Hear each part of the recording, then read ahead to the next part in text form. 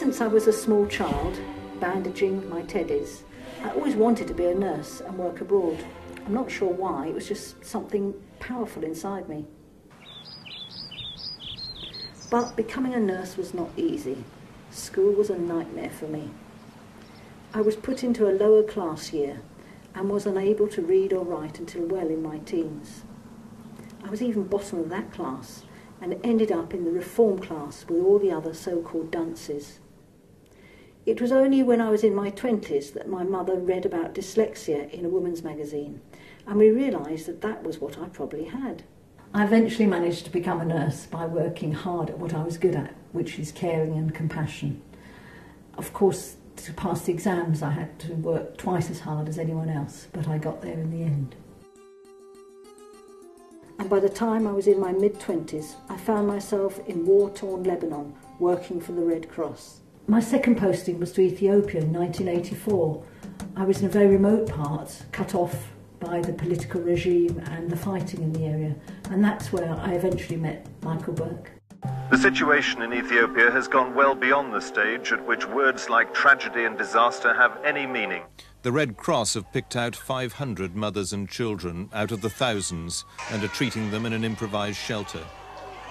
It's run by an Anglo-Swiss nurse from Hertfordshire.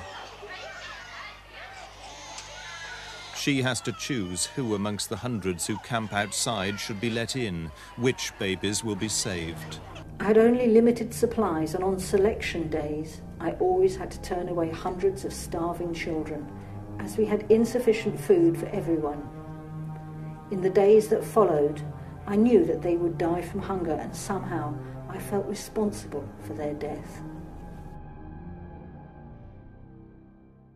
Until that BBC report, the world had little idea about what was happening in Ethiopia at the time, or if they did, they turned their back. I spent a year in Ethiopia and had no idea of the effect my interview was having around the world. When Bob Geldof saw the report, it had a profound effect on him. This inspired him into setting up the Live Aid concerts.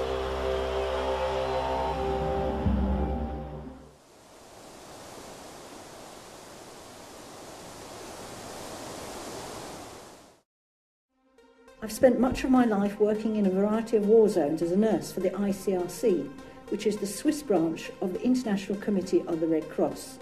They are the guardian of the Geneva Conventions. I worked in over a dozen countries with the ICRC, but in 1993 I found myself in the Ivory Coast where I got malaria and came close to death.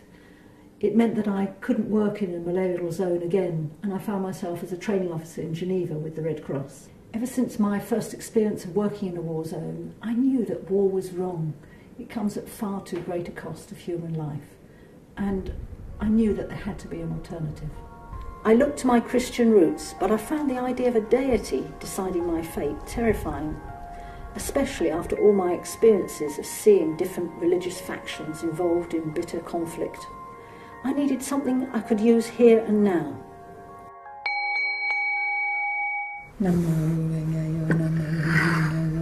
Fortunately, I found Nichiren Buddhism, which fits in very well with my everyday life. Eventually, I was introduced to the Soka Gakkai. I knew as soon as I read its philosophy that it could work, and this was for me.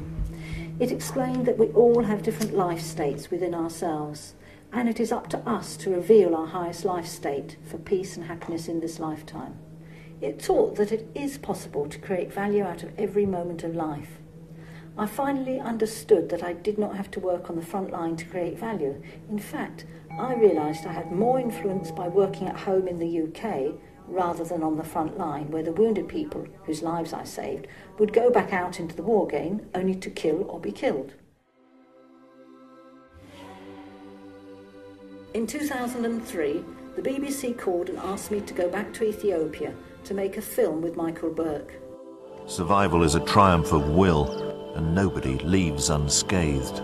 I didn't want to go. I thought that I would be vilified for not being able to feed everyone who needed food. Although people praised me for the work I had done there, I still felt I had condemned thousands to their death. One of my friends pointed out that I could take this opportunity to create value out of all I had witnessed and lived through. to my great surprise, I was welcomed with open arms in Ethiopia, and this proved to be an opportunity to exorcise some of the ghosts that had been haunting me. I realised we can all make a positive difference to this world. Daisaku Ikeda, the international leader of my Buddhist movement, once wrote, "A great revolution of character in just a single person will help achieve a change in the destiny of a nation, and further, will enable a change in the destiny of all mankind." I decided to write a book about my experiences to tell the truth about war, that there are no winners in war, ever. The title, Moving Mountains, came from a discussion with the Mujahideen warlords in Afghanistan.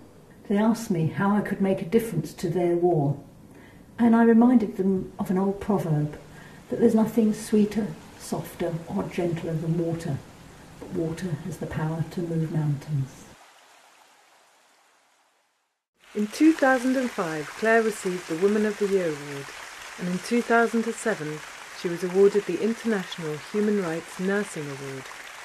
In 2008 she was awarded an honorary degree and will be receiving another this year, which, she says, feels rather bizarre considering her early experience of education. In 1991 I received the Florence Nightingale Medal.